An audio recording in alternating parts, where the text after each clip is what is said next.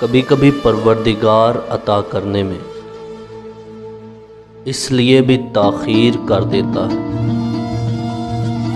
کہ اس کو بندے کا عاجزی سے مسلسل مانگتے رہنا، گڑ گڑاتے رہنا بہت اچھا لگتا ہے کہ بندہ مانگتا رہے اور رب اس کے درجات بلند کرتا رہے،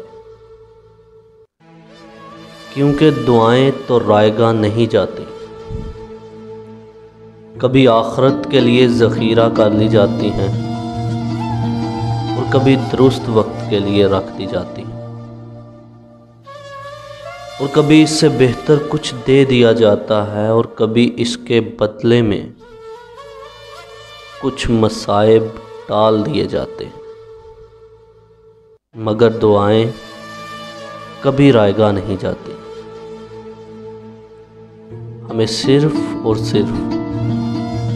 اپنے پروردگار پر بھروسہ رکھنا ہے، ہماری دعاؤں میں خود بخود ہی اثر ہوگا۔